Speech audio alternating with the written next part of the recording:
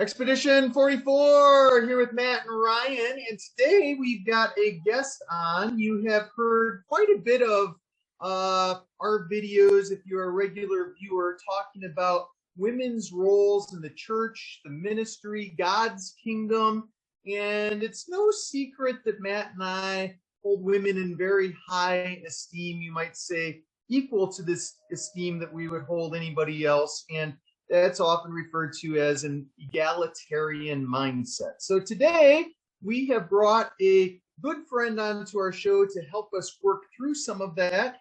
Before we get there, I'll just say that we've got a series on this that most of you watched, but we are constantly talking about it, so we like to keep it on the front burner. Matt, tell us a little bit about our guest today. Hey, so everybody, welcome Nick Quient.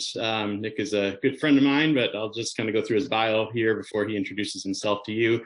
He's a PhD candidate right now in New Testament at Ridley College in Melbourne, Australia. So he's studying under Michael Bird. You guys probably know him. We really like Michael Bird a lot. Nick has also earned his master's in New Testament from Fuller, his BA from Biola University. He's published in the Canadian-American Theological Review, Priscilla Papers, Evangelical Review of Theology. He's the author of Perfection of Our Faithful Wills. Got the book right here, Nick. And that's from Wipf Stock, came out in 2019. And he's an ordained Baptist pastor, resides in Southern California. He also has a YouTube channel called The New Testament Theologist, which we'll link in the show notes. And also you do podcasts with your wife that I quite enjoy on some egalitarian and marriage and ministry issues of mutuality called Split Frame of Reference. So check out his stuff. We'll link all of that in the show notes. So Nick, welcome. We're so happy to have you here. Share with us a little more about you and maybe what you're working on right now. Oh, goodness. Well, thank you, first of all, to y'all for having me on here. This is wonderful. And for putting up with, oh, he's disappeared. That's not good. Well, he was over there. So, what I've been working on. I've been, women in ministry has been one of those weird topics because I didn't expect to ever have an opinion on it. Yeah, I'm sure you guys know what that's like. One day you wake up and say, oh my gosh, I have to have an opinion on this because everyone's fighting about it. And this is the thing to fight about because that's what the church does sometimes is fight about stuff. But aside from that, I've published stuff on New Testament eschatology, perfection. I'm rewriting a journal article submission for Journal of Theological Interpretation on prevenient grace in John 1. So we'll see how that goes. It's due in a month, which one of those things you realize, oh my gosh, it was due 4 months ago. Now it's due in a month. Oh my goodness. So got more stuff to work on. But my thesis is on the apocalyptic Paul and universal salvation. And so very slowly very slowly working through that right now. Got what's called confirmation of candidature. Yeah, you agree? Yeah. And basically you go before a few different people. Here's my paper. Here's where it's all going to go. And they basically go yes or no, take it back to the drawing board. So hopefully in a few days or in a month or so, that'll be all behind us so we can move on. But yeah, anything. Well, good luck with that. That's quite a project. We're hopeful for you there. Yeah, me too.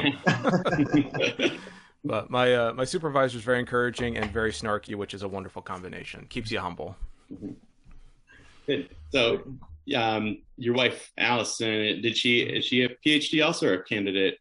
She's a candidate. She's got about another year left. She's studying systematics and New Testament at the University of Aberdeen in Scotland. Okay.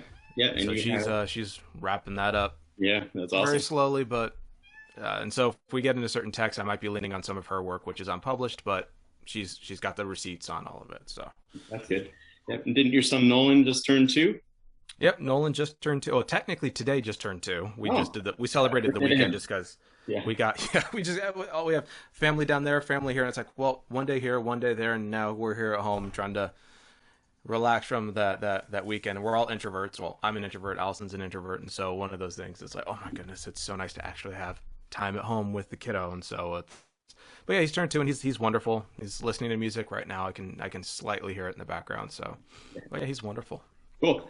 So, well, thanks for coming on. So the reason we had you on today is we just want to have a conversation around egalitarian marriage.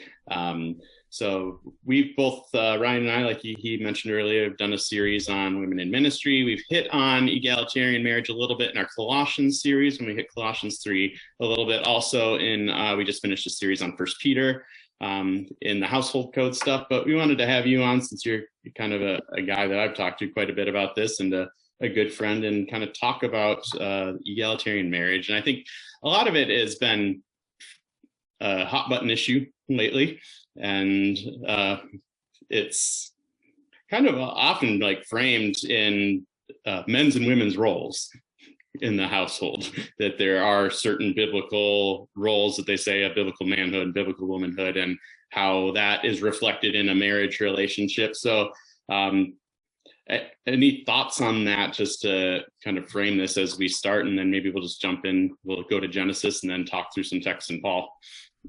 Yeah, I've noticed it's one of those things that annoys me greatly, and you see it on YouTube, you see it in social media by and large, this kind of assumption of language. And I use the language of, and sorry to parrot this again, but it's like, it's one thing to have an actual freight engine pull into the station, another thing to have a freight engine pulling with like a million, what are they called?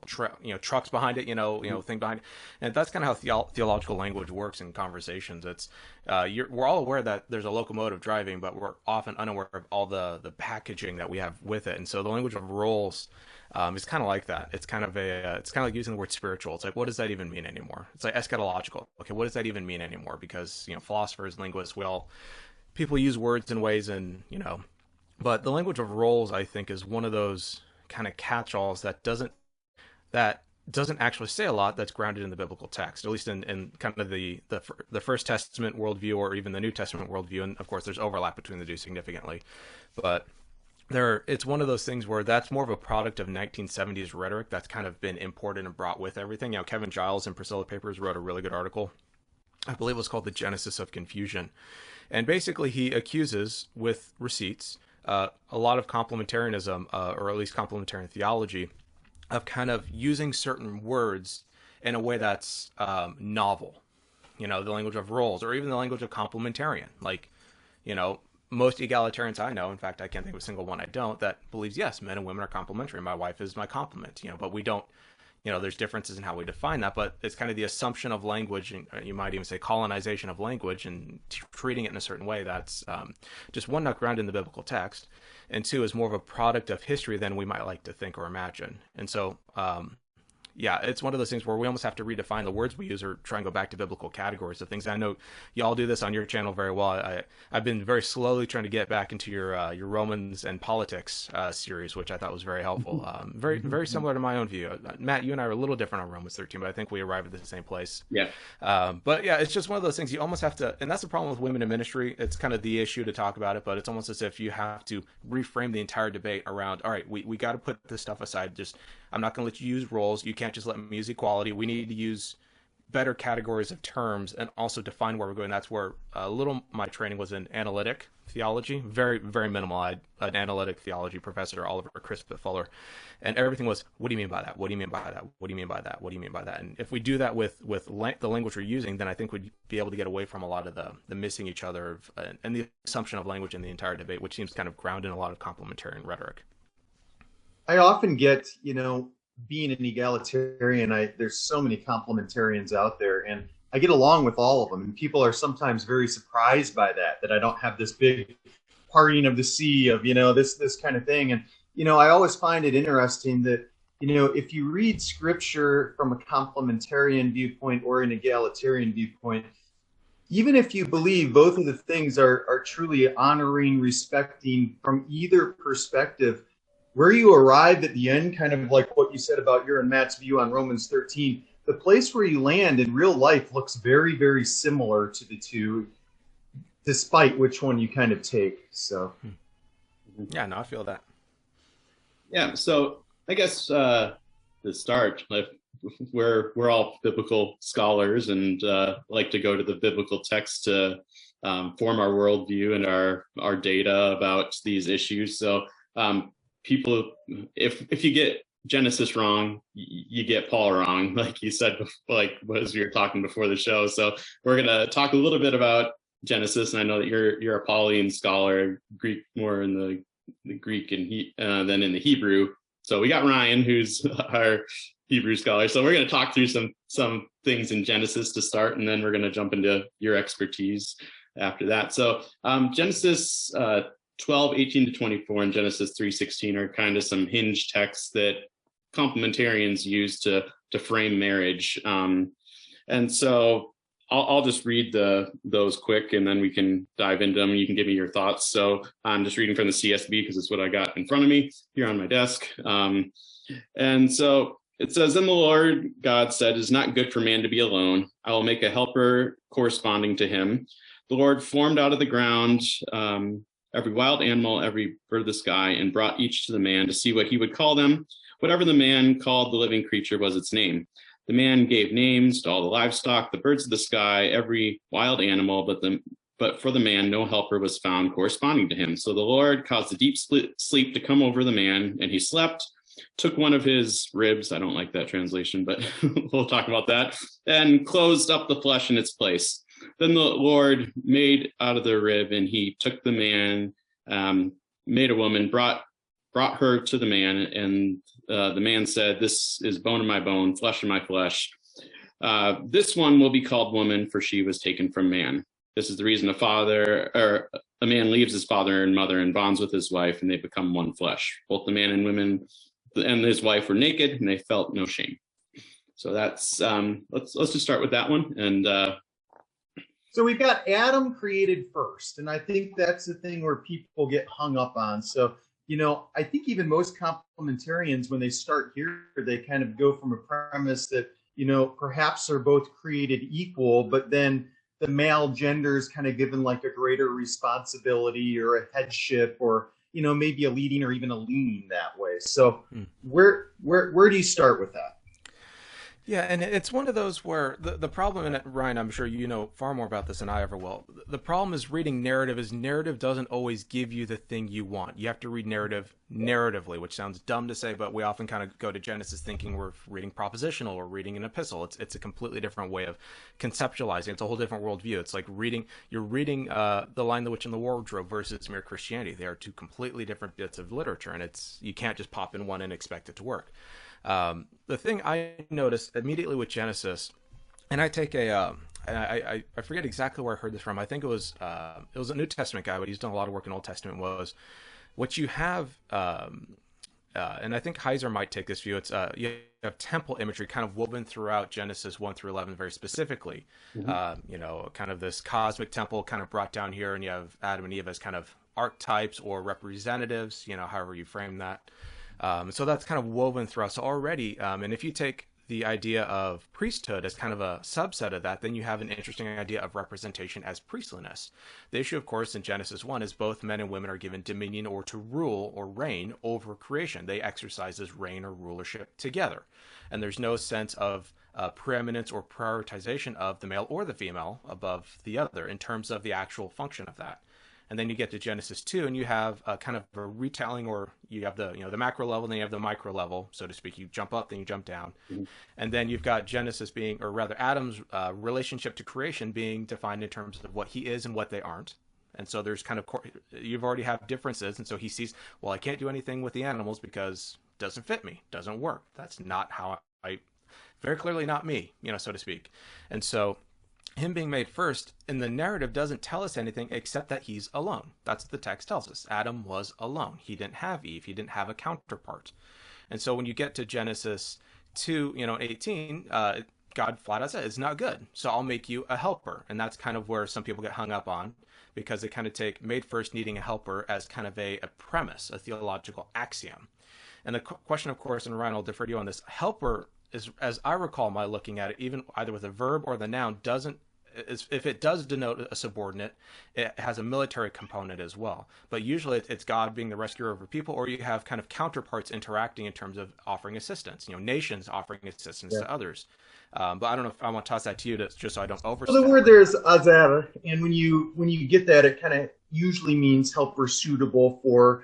The really interesting thing is when you look at the Old Testament, it's used about 21 times, and it's almost always, I think 16 or 17 of the times, it's in a way that's God's role with us. And so as looking at trying to be unbiased of how are we going to interpret this? And you look at the way that it's used really in the rest of the Bible, you're looking at God helping us. And I think it was Millard Erickson does this really well, that when you look at it in 2:18, it's not this, it's not the inferior to the one being helped. That wouldn't make any sense. Like God would not be viewed in the rest of these passages as the inferior part of the relationship. So why on earth hermeneutically would you do that when you're interpreting between men and women? It wouldn't make any sense. Right. It begs the question of God creating, at least in that frame of reference, the epistemology of the worldview or their worldview.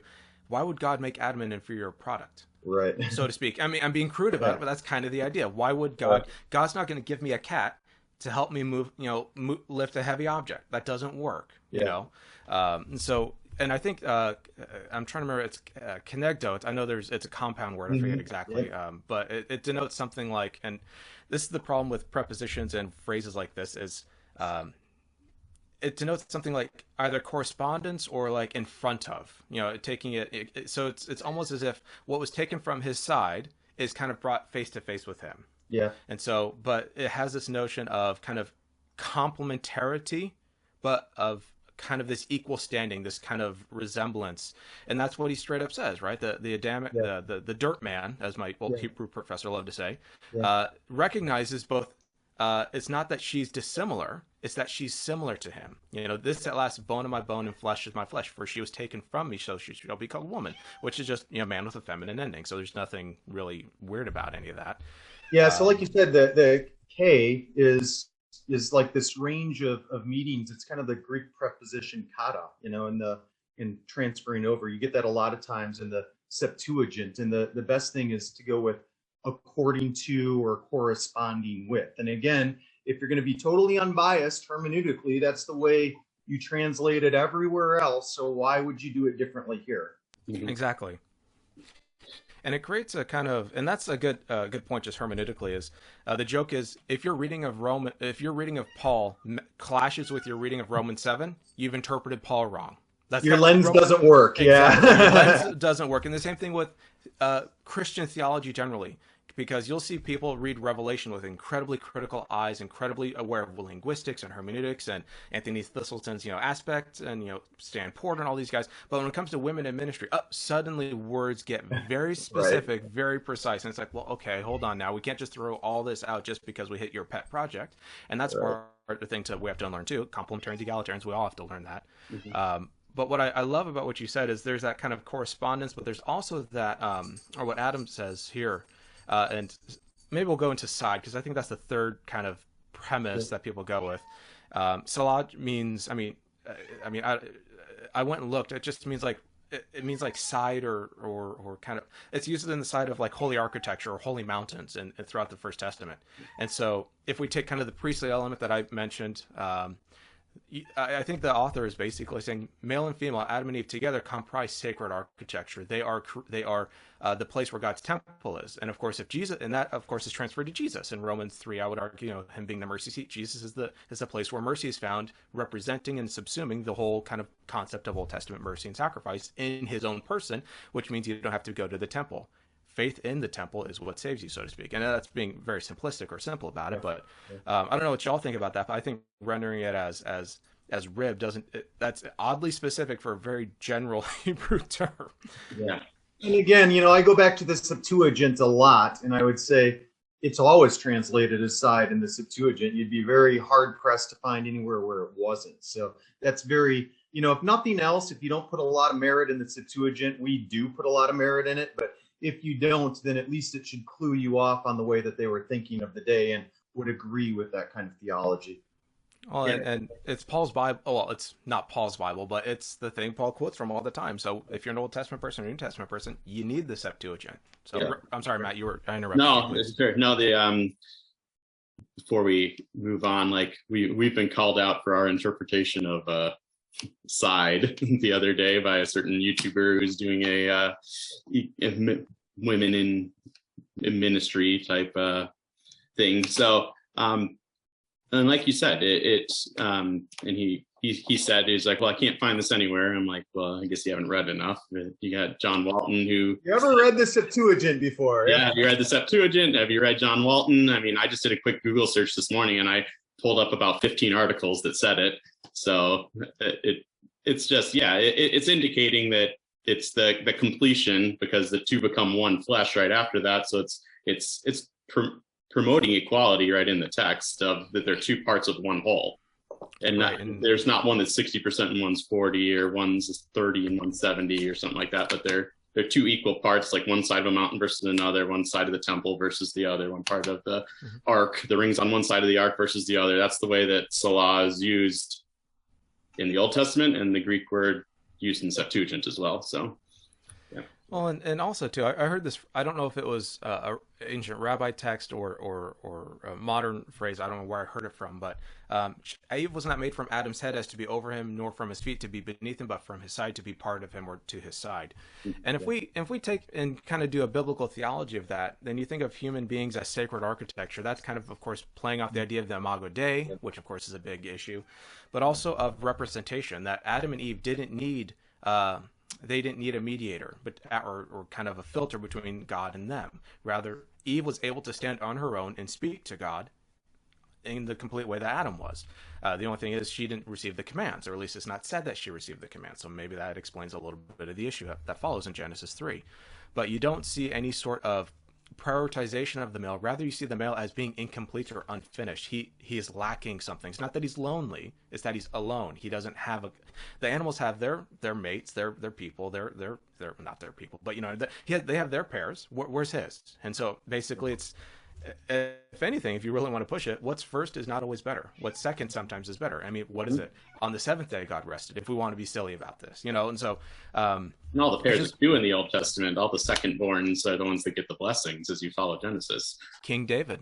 Mm-hmm. He was not the most preeminent one. Yep. And so it's one of those things where, unless you come to the text with certain assumptions of it, you should allow the text to surprise you. And that's that's why I became an egalitarian, because I came to the text, very conservative background, for better or worse. Love my parents, love my church. But, I come to the text and I'm like, all right, I've been taught all this stuff about context. I need to read it. I don't see any of these, you might say, deictic markers. I don't see any of these little trigger words that should make you kind of go, oh, that's referring to this. In fact, I see just a very simple narrative of harmony in the garden without any sort of authoritarianism, good or bad, whatever you want to define it as. Except the only mention of authority is between Adam and Eve in Genesis 1 as shared authority or mutuality. And if that's true, then you have nothing in the fall, or at least in the Edenic realm, that indicates any sort of preeminence or prioritization of male or female. Rather, that, as we pointed out, they are different sides corresponding to each other, different, but we don't assume that difference means an ontological or even a functional hierarchy. Men tend to be stronger. That's wonderful. That doesn't mean they make for better rulers or better thinkers. Yeah. Just because I can lift heavy things and my wife can't doesn't mean I'm better than her, or that she shouldn't be a pastor, I shouldn't be a pastor. Because I think at the end of the day, when we get to the New Testament, Paul spends so much time on ethics, on virtue, on character formation, spiritual formation, that to go, oh, but your gender is what dictates this, then I don't know. It gets into all sorts of weird categories, and all of Paul's ethics kind of get thrown out the window at that point. Yep. Yeah. So before we move to Paul, where's your expertise? Do you want to give a quick thoughts on Genesis 3:16? The second half there is talking to the woman that your desire will be for your husband; he will rule over you. A lot of people camp here. It's the consequences of the fall after this, and kind of the way Ryan and I see it is like, well, didn't Jesus come to reverse the fall? And if this is the consequences of it, I'd like to just know your thoughts on that, Nick, before we move forward. No, and yeah, it's one of those. It's like, okay, what if Christ is? If we read it Christologically, right? Genesis 3, it's kind of the famous kind of proto-Christ hymn. The early church read it this way. Paul seemed to have some idea of it, at least in 1 Timothy.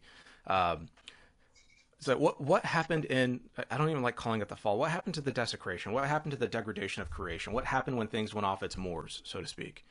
The fact that you have already a destruction in the relationship. You have Adam basically blaming God for the good thing that God gave him, which already indicates separation has happened, anxiety has happened, distance has happened. And now that he's blaming the good God that gave him a good thing. By impugning Eve's character, he's impugning God's character. God's a bad builder. God's a bad God. And that's why God gets, rightly, I think, that's why you have the curse. And so it already shows us that Adam and Eve were, or at least Adam is overtly hostile, where Eve is kind of put in a place of being blamed. So I don't know how you deal with that traumatically. But Adam is the one who basically throws it over to Eve and goes, it's your fault, God. You did this. And it's like, keep doing that. God loves it when creation claps back at him like that, And so it's just that kind of thing where I don't know why we will build a positive theology off an incredibly, about the worst thing that literally has happened in this side of the cosmic order. Especially when you have Jesus Christ, who came to redeem us, not from just the fall, but from sin, slavery, death, all these sorts of big cosmic things. But, oh no, we'll keep that little bit of the fall. Or even if we take it in an eschatological view, we'll make that an eternal part of creation, an immortal part of creation. We'll consecrate this sort of thing. And that, we take for the priestly imagery and all this sort of stuff. It's, but somehow this is the one thing we want to keep from the fall. There's one thing we want to keep. And it's like, that has nothing, however you read the New Testament, salvation history, apocalyptic, Lutheran aspects of Paul, all these sorts of things, none of that jives. So you have a biblical theology that is fundamentally disjuncted from New Testament basic Christology. And that creates a whole host of, not to get too theological, it creates a whole host of theological problems because you can't read the Testaments as complementary. You have to read them as at least severed or some sort of, not supersessionism, but at least the Old Testament is kind of irrelevant, or at least this part here is fine. This part of sin is good, but this part isn't. And it's like, well, no, the Old Testament is wonderful and you don't have it without Jesus, but you need to understand what Jesus is coming to do. And it's to, as Irenaeus and other early church fathers saw it, it's a recapitulation. It is bringing Eden back to creation, restoring creation. And that's why I think taking Genesis 3:16 as a prescription for how things ought to be literally misses out on the good things that literally happened in the first 3 chapters. That's what God wanted. That's why God made us. And today, basically take that and go, but no, we'll preserve this one little bit right here. Hermeneutically, that doesn't make sense. Contextually, that doesn't make sense. Theologically, I think it's disastrous for any sort of biblical theology. And it's unnecessary. At the end of the day, it's unnecessary because it tells us so little about Christology to take that view. You have deficient Christology if you actually go there. And I think a lot of my complementarian friends who at least are scholarly recognize that. And they kind of, and that's kind of where there's some kind of disconnect between them. I don't know how they solve it because when we talked about it, they didn't. But to their credit, they're aware of the problem. But they're not just kind of reading a text, as we talked about, reading the text like this and not thinking about what Jesus does. Mm-hmm. Yeah, that's awesome. So I think we've set a good framework here for kind of the episode of looking back at God's original intentions. So when we were talking before, Nick, you said that you think that a lot of the marriage text, at least Paul's theology on it, revolves around 1 Corinthians chapter 7. And so you think it's a key text. And so we kind of had you on because the text we haven't touched yet here much. So we wanted to have you kind of walk us through your views on it. Yeah, it's one of those texts where it's not sexy enough to be read at weddings. It's not as fun it's not as flowery. But I think it's the key text that's actually focused on issues of actual authority, because it uses exousiazo or exousia, actual reigning, ruling, domain, power language. The other text uses a submission language, which is not contingent on a sort of submission. It's contingent on attitudes or activity. That's a different concept. But if we go to 1 Corinthians 7, you have Paul, what seems to be, and I'll read the text as I go if that works for y'all. I'll just pull up the NIV. I prefer the NRSV, but I just don't have it up right now. Although the NRSV does some stuff I can't stand, but that's another complaint for another time. Let's see. That's right. One sec. I did have it up. There we go. And so in 1 Corinthians 7:1, Paul says, which is the standard peride with plus a verb to indicate past, or I think it's an aorist tense. Basically, now concerning the things that you wrote to him about. Basically, you have throughout 1 Corinthians kind of this idea of Paul's responding to questions they asked him. And so this is a question that they ask him here. And Gordon Fee wrote kind of the article way back in the day. It's probably one of his first major publications. Wrote the article basically saying this isn't Paul saying marriage is bad. He's responding to people asking about marriage. And of course, the issue in Corinth is a eschatological now view of the body, which means what you do with the body doesn't matter, which means sexual immorality. You have incest, you have all this sort of just cultic stuff. You have just, it's, 1 Corinthians 1-6 is just straight filled with sin. It's basically a massive vice list /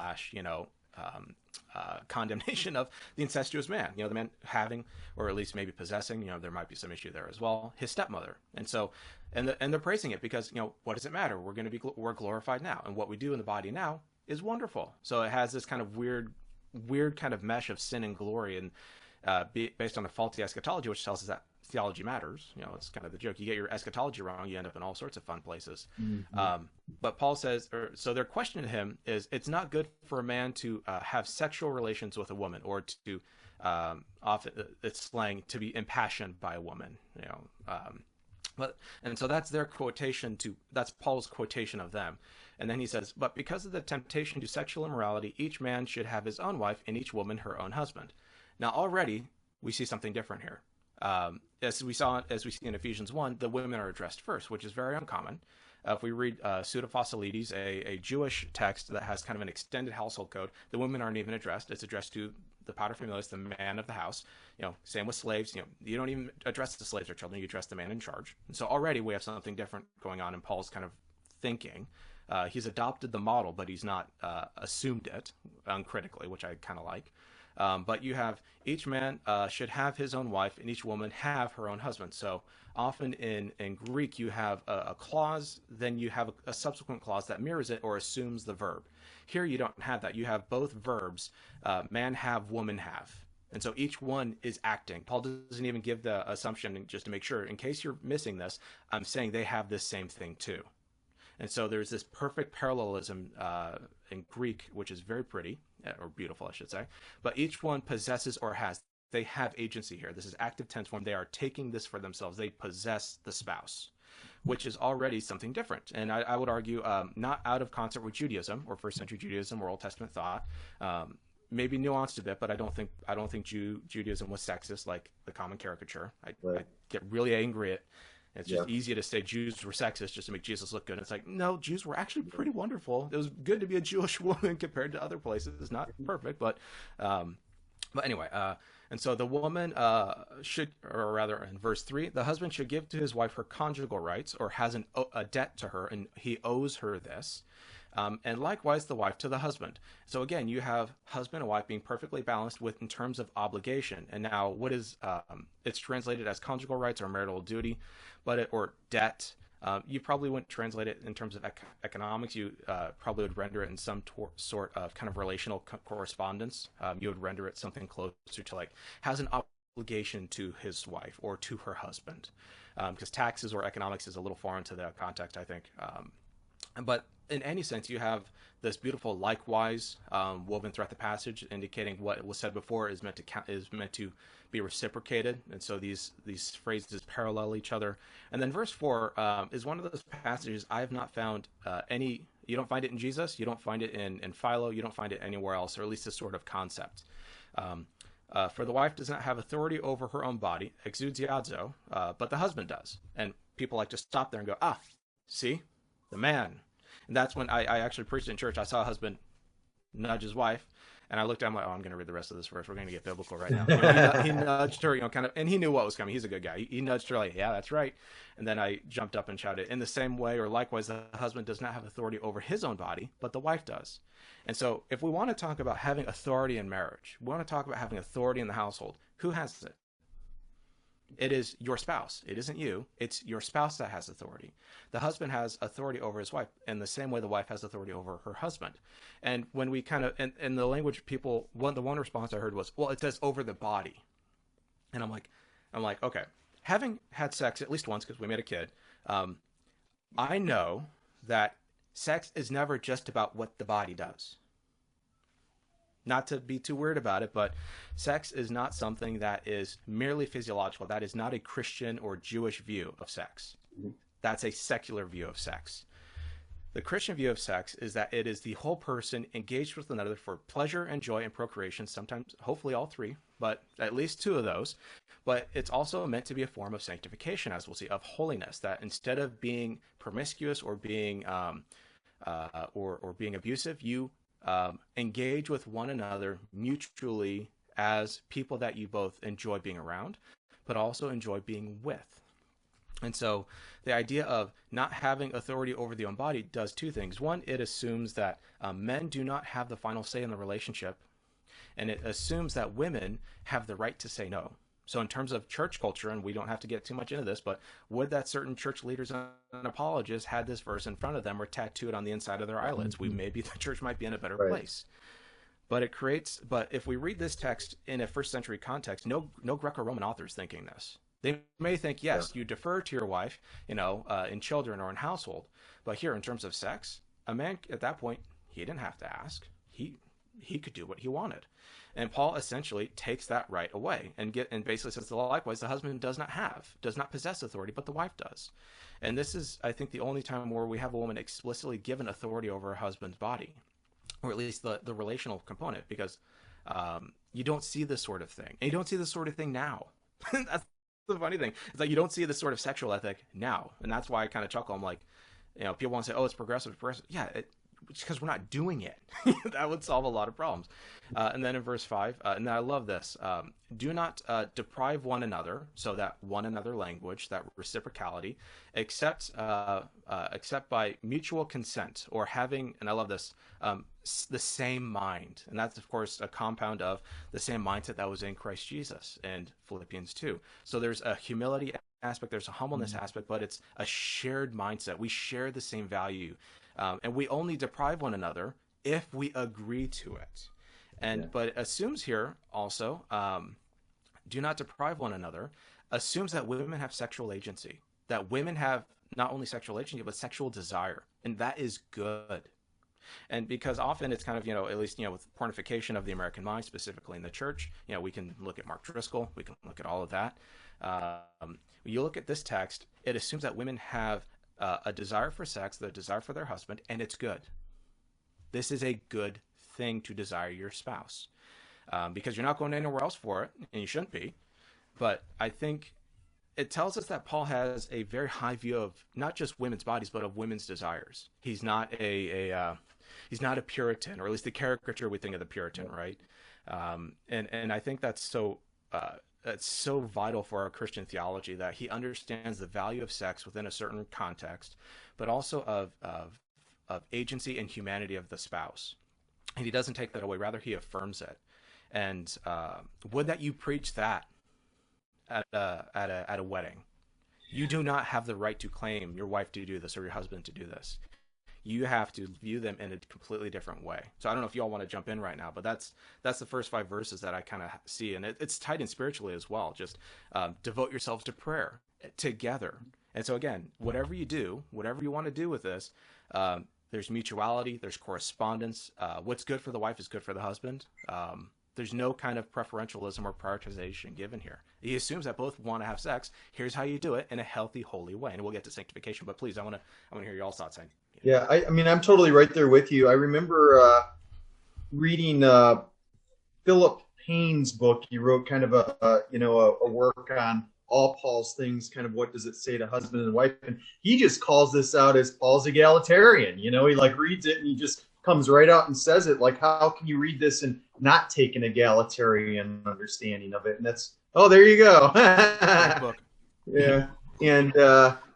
And so it for me, I read it with the same blend that you described, and the way that he just comes right out and says that it's very difficult to read that any other way, especially if you know anything as you described of the culture that Paul was speaking to. It just, none of the culture, would have thought that way. I mean, this is like, in Rome, bad things probably would have happened to him had he been standing someplace, preaching this or something like that. Yeah, imagine preaching this outside a brothel. It's like, you ain't gonna survive that one, Paul. And I love this too. This gets overlooked, but the end of verse 5. But then come together again. So you separate, fine, but make sure you come back so that Satan may not tempt you because you lack self-control. Usually it's women that lack self-control in kind of the caricature of the feminine in ancient. I mean, Philo, all this sort of stuff. The women lack self-control, but Paul elsewhere, even in the 1 Timothy text, have self-control, have self-agency, have self-governance. You You are capable of doing this. You're not the silly ninny who needs to make tea who's, oh, I don't know what I'm doing. No, you have agency and intelligence. You can use this. And I love that Satan's involved in this, which gives us a nice apocalyptic worldview that, no, Satan's happy to use your naughtiness against you. So, be wise. And then Paul says, now, I say this as a concession, not a command, because he doesn't really have a word from the Lord on this. So he's being ad hoc. But last I checked, 1 Corinthians 1-5 is in Scripture. And so we can take it as a good command, even if we understand that it is ad hoc, as most of Paul's epistles are. And then I love, he gets into singleness. I wish that all were as I myself, and this is him being just expedient and practical. We would all be better off if we could all just go out and be missionaries and do all this stuff, but he recognizes that life isn't like that. So which again tells us that he is a good missional theologian, contextual theologian. He gets it. But each has his or has their own gift of one kind and one another. To the unmarried and widows, I say it is good for them to remain single, as I am, which tells us already that Paul doesn't see women as needing a husband or to have value. So singleness in Paul is a big deal. I mean, if we think about Phoebe, Romans 16:1, the letter carrier probably, and probably the reader of Romans, no husbands mentioned. Yeah. So I don't know what we do with that, but we certainly don't go, oh, single people don't, have a place in the church or anything like that. It is good for them to remain single, as I am, which tells us that Paul's single. So, and Jesus was too. So, let's not put marriage so high up on the pedestal that we fall it and we knock it off. But if they cannot exercise self-control, they should marry. Okay, for it is better to marry than to burn or burn with passion. And to the married I give this command, not I but the Lord: a wife should not separate from her husband, but if she does, she is to remain unmarried or else be reconciled to her husband, and a husband must not divorce his wife. And Richard Hayes points out the idea of Paul asking women not to exercise this right of separation or divorce is very countercultural, because the man had the right of divorce. In Judaism, even, the man had the right of divorce. And the famous, and it's a caricature, but you could divorce a wife for oversalting or burning your food. It's kind of a caricature. It's kind of hard to take that seriously. There's no record of it happening, at least in the First Testament. But there was a few people that were a little more like Mark Driscoll in the ancient world than we might like to think. But in any sense, the point, I think, is affirming a woman's right to divorce and asking her not to use it. You have the power or the exousiazo to do this, but for the sake of this, I don't want you to, or you shouldn't. Which grants her, which acknowledges both her authority to do it, but also her character. You shouldn't do this, but for certain reasons. And same thing with the man. Don't, and basically repeats it, and you don't do this either. Just making sure, I don't have to address you on this. You already know what this is all like, but just in case I missed you, I'm pointing at you. But if she does, she should remain unmarried or else be reconciled to her husband, and the husband should not divorce his wife. Then verse 12, to the rest I say, I, not the Lord, but might as well be the Lord because it's in our Bibles. That's how I see it. That if any brother has a wife who is an unbeliever and she consents to live with him, he should not divorce her. Okay, that's already interesting. So he's dealing with potential mixed households in terms of that. But it tells us that contrary to Greco-Roman religion, she had a different faith than her husband's. And Paul's, instead of saying, make her convert or force her to change her mind or do this or do that, if she consents, have her come in. The first 5 verses still apply to you. Now, hopefully, that would lead to convert or calling or conversion, whatever you want to call it. But the whole premise is to basically be faithful to your marriage vows, be faithful to your spouse. And if a woman has a husband who is not a believer and he is willing to live with her, she must not divorce him. So again, what's good for the husband? It's good for the wife. And then you get to verse 14. I love this verse so much, Matt. You can hear my sanctification peaking. For the unbelieving husband has been sanctified or made holy through his wife or by his wife. And the preposition and, so in or by. Prepositions in Greek are a little flexible. And the wife has been made holy or has been sanctified through her unbelieving husband or through her believing husband. Otherwise, your children would be unclean, but as it is, they are holy. And so there's already this idea of the spouse having been made holy, the unbelieving spouse made holy through the believing spouse. If we want to talk about spiritual authority or spiritual leadership or spiritual sovereignty, that's it. The fact that you have a husband or wife who's not a Christian, who's basically brought in and not forced, not under duress, is brought into this household with kids and slaves and all the sort of Greco-Roman household things. And they are made holy because of the other spouse. That tells us about the influence and sovereignty and spirituality of the Christian. and that is applied to women and men. Both husband and wife have spiritual authority over the other in terms of influence, in terms of respect, in terms of just pure holiness. And that, I love it. It's applied to children as well. So Paul's reminding them, not even your children, you're a spiritual authority over your children too. Mm-hmm. And that applies to the wife as well. And then, but if the unbelieving partner separates in verse 15, let it be so. In such cases, the brother or sister, we're not translating adelphoi as brothers and sisters. That's if the brother or the sister, so he makes them distinct, is not enslaved, is not bound to that. And that, I love that he uses slave language there. It's like, you're not enslaved to what they've done wrong. So women, in the case of, I don't know if you've read the John MacArthur thing that came out recently, the horrific, just it makes your blood boil. And it's insane, infuriating. Would that they had read this text and looked at that and be like, you are not enslaved to what this man has done. You are free to go, and we're the place where you can find mercy and peace and justice and righteousness, and we can get him the justice he should have had. But I love that because God has called us to peace, to be a people of peace. And then verse 16 is the final verse, or at least the big verse. For do you know, wife, whether you will save your husband? Or how do you know, husband, whether you will save your wife? That's salvation language. That's deliverance language. And so you have spiritual, you have holiness or sanctification language. You have sovereignty language. You have authority language. You have salvation language, all wrapped up in 16 or so verses talking about sex, household, marriage, joy, children, and family. And it's one of those where applied mutually. And it's all applied mutually. Everything's paralleled. The fact that Paul flips them, husband, wife, wife, and husband, husband, wife, wife, and husband, and applies them equally throughout, and even addresses things like, this person's not of your faith, but you're not to force them to be a Christian. Live your example. And that's kind of the 1 Peter 2 and 3 idea, I think, a little bit.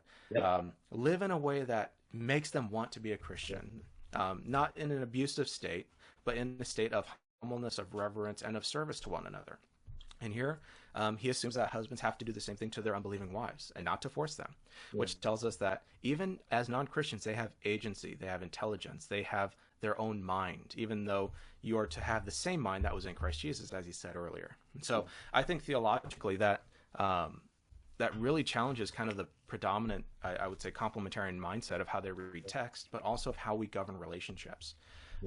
Imagine actually reading this and living this out. Like, I don't know.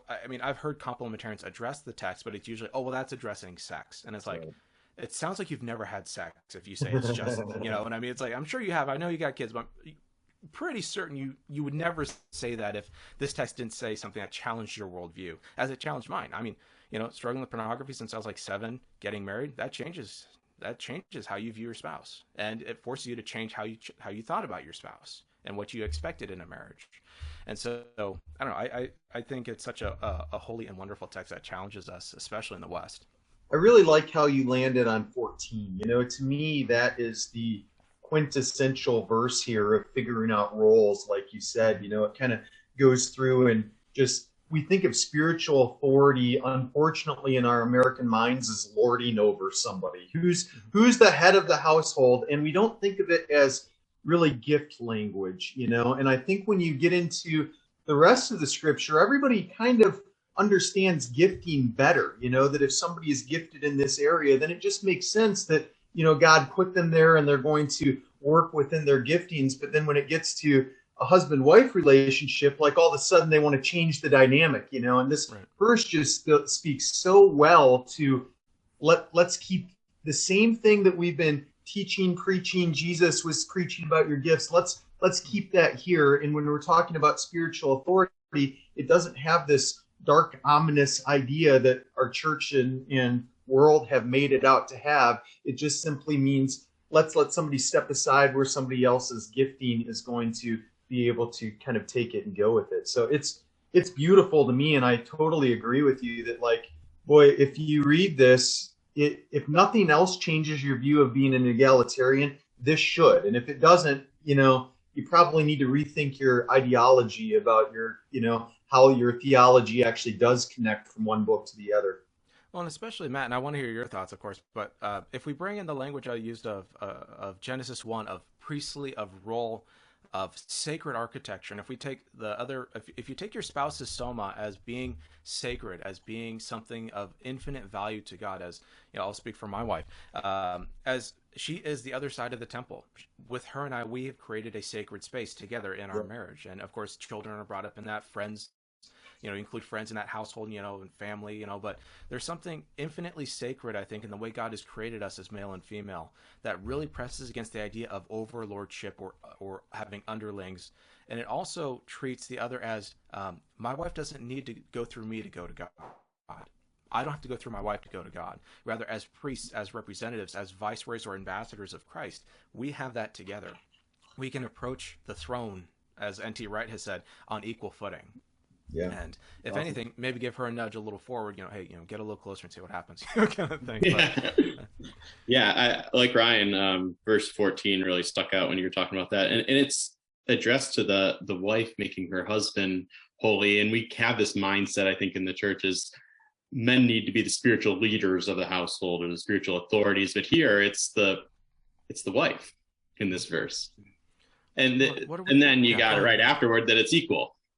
So, and we didn't get into this in Genesis, but it's we don't have time to get everything into Genesis, so it's just kind of picking and choosing. But where you get the fit for the neged language, I mean, that's hard to translate that any other way other than corresponding to, or I would even say throughout the rest of the Bible, it's equal to. And so going back to that priestly language of that was the way it was intended to be from the very beginning, and then obviously, when you get into the New Testament, they kind of take that and go with it, and so it just works very well together. And again, if you don't read it that way, I kind of feel like Matt and I use the term, the theological gymnastics. If you're dicing this up, they don't agree. That I really feel like when you get to 1 Corinthians 7, you may, with taking that out of the equation, you may take a more complementarian view and feel like you got some sort of agreement,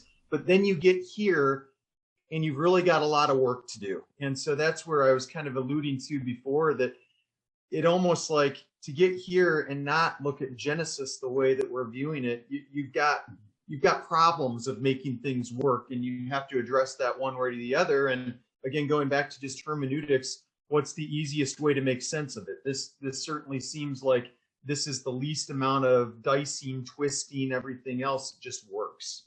Yep. And it can be lived out. So, and it's not some lofty like, oh yeah, it's a nice abstracted. No, it can actually be lived out because people were living it out in Corinth. Yeah. And we lived it out today. Yeah.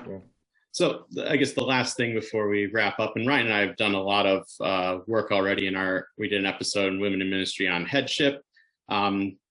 We just want you to comment a little bit on your view of it. And I learned most of the stuff in that episode actually from you and other stuff that I've read. And you've learned it from like Philip Payne and Cynthia Westfall and all of those, some good books. And we'll get to some of your book recommendations maybe later. But can you talk a little bit, especially if Ephesians 5 is a place that people camp, just headship there? We think of head meaning authority. Is that what it means? Yeah, it's in kephale, or at least that's how I say it. I know people will say it differently. Right. Okay, so for people that don't know, 99 times out of 100, it means this thing. Mm-hmm. It means the literal head sitting on top of your neck. And so what you have is and this gets into metaphor and linguistics, but bear with me. You have the issue of, okay, you have a common understanding. This is a glass. You can speak lots of ways about the glass, but you're speaking metaphorically about a thing that we all assume is this. Without knowing that this is a glass, you're not going to understand the metaphor. But you need to understand the glass, what it is, before you can talk about it metaphorically or use it as an analogy or whatever. That's why the clay and pot analogy that Paul uses in Romans makes no sense unless one, you know what he's talking about in Jeremiah, but also you know what a clay pot is. You know what clay is. It's like, okay, what is that? But without knowing it, his analogy is not going to make sense. And so 99 times out of 100, kephale or head language just literally refers to this. And so in the one hand, in Ephesians 5, you have what is just a simple head-body metaphor. And that is not uncommon to Paul or uncommon to Judaism. You have heads and bodies kind of interacting, but that assumes in one sense what a baseline assumption is between head and body is an organic unity, a somatic unity. Heads need bodies to survive, bodies need heads to survive as well. And so whatever we're dealing with a unified whole, which means head and body must be taken together in ways that are complementary, not given priority or preeminence. The only notion of preeminence you get usually with headship language is placement. So the head is the foremost thing on the top of your head, or this king is the foremost out of the nation, or this nation's the most foremost out of these nations. That doesn't mean they have authority. It means they are prominent. Yeah. And one of the issues is you can use headship language and apply it to rulers without saying the ruler is the head of the nation in terms of authority, because with head you have often notions of representation. The king is the leading representative of the nation. Authority might be a subset idea of that, but it is not the point the author is making. Meaning, this point is at the head of this. Doesn't mean this has any more authority than this does, but it's at the most prominent part. And so when Paul talks about head and body language in Ephesians and somewhat in 1 Corinthians 11, you have this idea of whatever he's talking about the head-body relationship, how the head and the body interact with one another. And 1 Corinthians 11, he's doing something I think a little different than Ephesians 5, but Paul begins with Ephesians 5 talking about submission to one another and all these sorts of participial verbs, giving thanks, being filled with the Spirit, and all these sorts of things. So whatever is happening previously, we're never meant to sever Scripture from what has immediately just been talked about. And so you bring all of this stuff from Ephesians 5 verses, say, I usually start in verse 15, look carefully, or rather be very careful in how you walk or live. Because everything Paul talks about in this chapter has been on ethics. And Paul has already used head language in Ephesians 4 to talk about things coming from the head, sinews and muscles and tendons, things kind of flowing from the head, giving kind of a sense of head as being, at least for the church, being a thing of sustainment or nourishment or life. You would translate the life of the, instead of the Hebraic, idiom, the life of the blood, or the life of the body's in the blood or something like, I forget, I'm butchering that. But the idea of the life of the being is in the head. You cut the head off, the being dies. And that's used in war. Often, kephale, that you cut off the head, the body dies. Makes sense. But Ephesians 4, it's used in terms of giving life. And in Ephesians 1, it's used in an interesting way that Christ is the head over all these sorts of principalities and powers.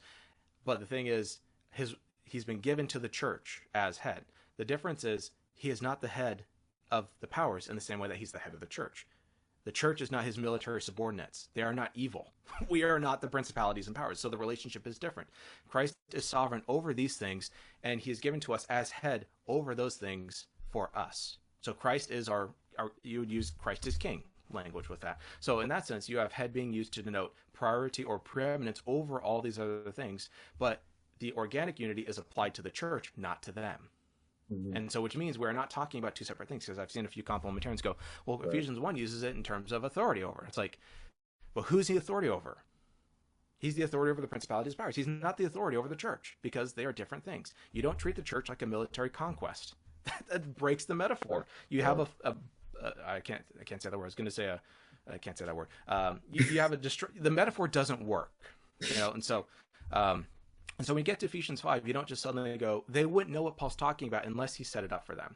Yeah. Ephesians 4 talks about nourishment, life, sustainment, and he takes that, being careful how you live, not as unwise but as wise, so be aware of how you're living, and that goes and is applied to everyone until verse 20, always giving thanks to God the Father for everything in the name of our Lord Jesus Christ, submitting to one another in the reverence or fear of Christ, depending on how you understand that. And then you get into wives submitting to your husbands, and then, for the husband is the head of the wife, as Christ is the head of the church, his body, which he is the Savior. And so already you have issues of the body and how body works, because here you have what is called, I forget exactly what it's called off the top of my head, but essentially you have husband, head of the wife, or rather Christ, head of the church, body, he is the Savior. So basically these parallelisms match, and it refers to Christ as being, head is being defined by, that's it, emphatic apposition. I was sitting there going like, what is the term? What is the term? Emphatic apposition. So Christ being head here is being clarified as Savior or deliverer. That's what a Savior does.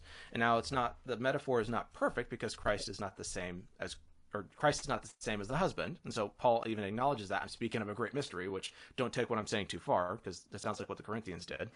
So don't go too far, y'all. But Savior is kind of opposed to head.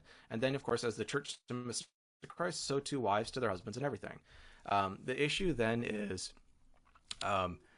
wives know what submission looks like in the ancient world. They know what it looks like. They do it every day, often without thinking.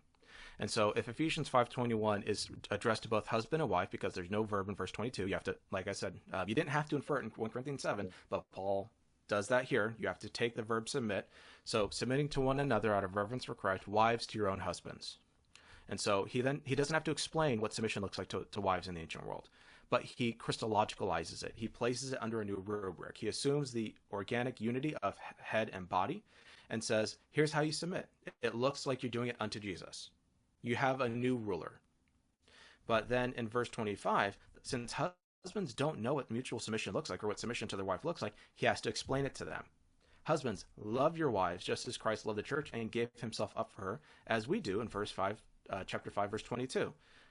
Christ loved us and gave himself up for us as a holy offering to God. And so here you have the language of gave himself up for her to make her holy, cleansing her by the washing of water through the word, and to present her to himself as a radiant church without stain or wrinkle or any other blemish, but holy and blameless. Already you can hear echoes of 1 Corinthians 7 here, of holiness language, of reverence language. And I love this too. In this same way, husbands ought to love their wives as their own bodies. He who loves his wife loves himself. And if we bring in the body language from 1 Corinthians 7, we have that authority concept right there. If you love yourself, you will not mistreat yourself. And so Paul is essentially, and Cynthia Westphal points this out very well, is he's essentially asking them to treat their bodies with the same reverence, or their wives' bodies with the same reverence that they would want to be treated with. It's that reciprocality. For no one has ever hated his own body, but they feed and care for their body just as Christ does for the church. So again, the life, the sustainment in a place or time when women didn't have a lot of social power, they were reliant on their husband as head to provide. Now, of course, nowadays that's different culturally. But the idea there is, because the wife has no sovereignty, at least in social standing, the husband is essentially meant to delegate that. Here is how you live in the new reign of Christ. You give up the power you think you have. You submit to your wife in the same way through loving sacrifice. That is what submission looks like. And then we are members of his body, which means husband and wife are members of one body. So you have men basically being called the bride of Christ, which to them is both probably comforting and also weird. It's like, wait, I'm the bride of Christ. Like, yes, you are. And don't you forget it, kind of thing. For this reason, going back to Genesis, for this reason, a man will leave his father and mother and be united to his wife, and the two will become one flesh. This is a profound mystery, but I'm talking about Christ and the church, which already tells us, okay, how hard are we supposed to think about what happened about husband and wife here? He's like, no, we're going back to this. But however, each one of you must also love his wife as he loves himself, so that, or in order that, because there's a hina clause there, in order that the wife would respect her husband. And so there is that kind of contingency there in terms of agency. And so it's not as explicit here, but the focus, I think, is intending to communicate to the husband what being head looks like in the new reign of Christ. Christ is the one who gave up himself. Christ is the one who loved. Christ is the one who gives life and vitality. And at this point, it would probably look something like the household language, service to his wife. Even doing what sounds like household work, women's work, washing. Yeah. And that's woman's work. But he's told to, that's the model for it. And that gets us back to the Christ hymn. Christ emptied himself. I hate the language of empty. He humiliated himself by taking the form of a slave. That's not what kings do. That's not what the husband is thought he should be doing, but that's essentially what Christ is telling him to do. And so that's kind of how I read the passage. And so if you take head and body as organic metaphors meant to complement one another, you can have submission within that unity. But the submission is not unidirectional. It is mutual. But the issue is the husband doesn't know what it looks like. I think many men these days don't know what submission to their wife looks like. Yeah. And so you have to explain it. It looks like what your wife does for you. Mm-hmm. Loving, tenderness, cleaning, being gentle, treating your flesh as you would want to be treated, and so on and so forth. And I think it's worthwhile, you alluded to this, but it's worthwhile, again, in the same way that we were kind of talking about the last passage, to look at this one, that this was not the cultural norm. I mean, you read any of the Greco-Roman philosophers, writers, Plutarch, for instance, would have said husbands and leaders rule over their wives. And, if there was any kind of complementarian leaning towards the way that this is being written, there's much better Greek words that would have been used. I mean, the whole idea of using kephale should tell you a whole bunch linguistically. I always go from the position that, like, if I was going to write this and there were better words within the language to be used, why wouldn't I have used a better word? But this word should really tip you off with what's going on. And it's almost, when you look at it that way, I hate to theology to sound dogmatic about anything, but it's almost unarguable. Why if he's going to use that word, why would you argue it any other way, so to speak? Yep. Right. Yep. Well, good stuff, what do Nick. you think, Matt? Oh, I agree with you. The thing with headship, I think that stuck out to me with what you said there was that, the women didn't need to be told how to do this. The men do. And he uses all the descriptions, but makes them, I guess, spiritualized or whatever of the women's work around the house that was typical of that culture. But he's saying, hey, now it's mutual. You do these for each other, and you do them out of mutual submission. You do them out of love. Because men in that culture, correct me if I'm wrong, didn't love their wives in the Greco-Roman culture. It was all about honor. Wives were for children. Yeah, wives were for children. It's generalizing, but wives were for children and running the household. Or an honor or power play. Yeah. Or to increase your honor status. Yeah. So that was kind of, so it's like this mutual relationship, and it's. And before I forget, Dr. Jonathan Pritchett, as I should say, just to annoy him. We've had him. He made the point, and I hadn't thought of this until he said it.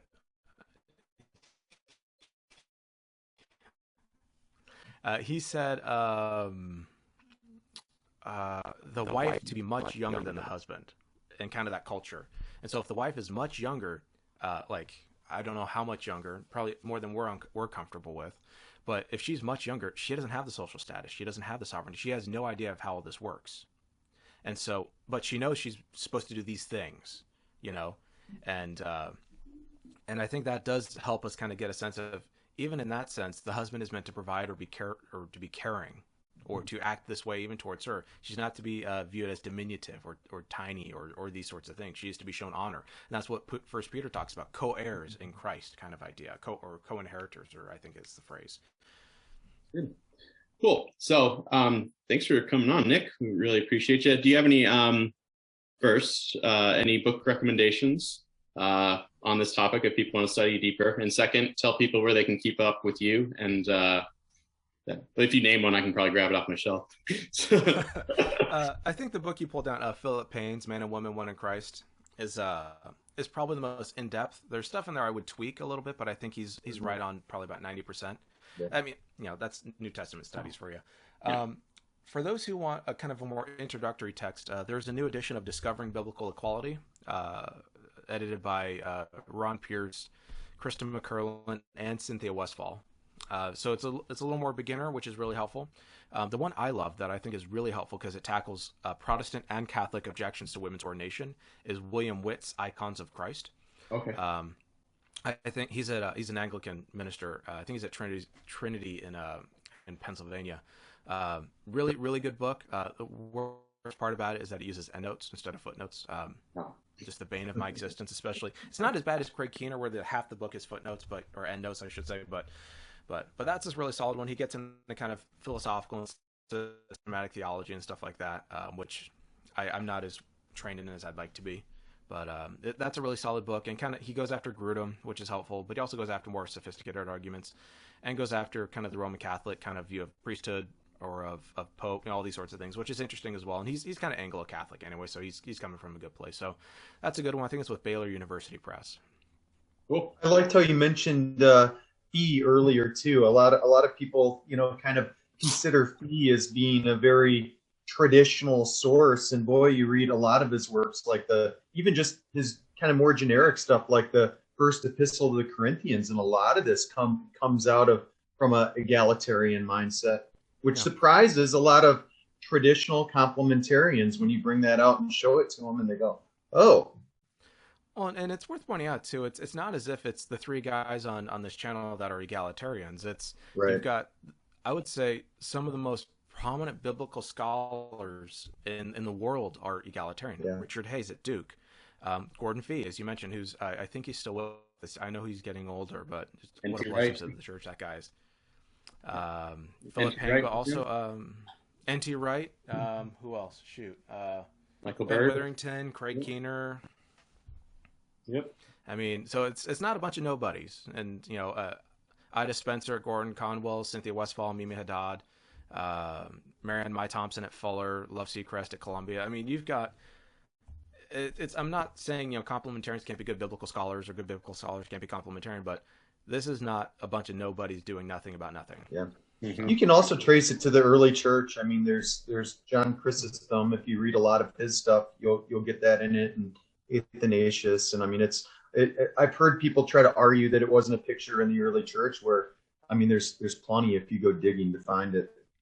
Yeah, that shocked me too. It's like on the one, I think the record's mixed, but it's one of those where like, yeah, Chrysostom said some stuff here, Chrysostom, but some of when he directly addresses it, like Junia, it's like, oh, that dude. Yeah, he didn't need to invent new Greek rules in 2000 to get her put over here, kind of thing. And so, Athanasius, incredibly, Gregory of Nyssa, very reciprocal in his view of marriage and sex and stuff like that. Very so it's one of those, if you do like, there's a long list of them. I could keep going. Yeah. If you got like a biblical theology of patristics, I mean, you could build something really cool with that. So it's not just, and the ones that weren't complementarian or weren't egalitarian were not complementarian. Complementarians would not recognize Tertullian or some of the stuff Augustine said as, oh yeah, we sign off on that. So For sure. Cool. So Nick, tell people where they can keep up with you, and then we'll log off here.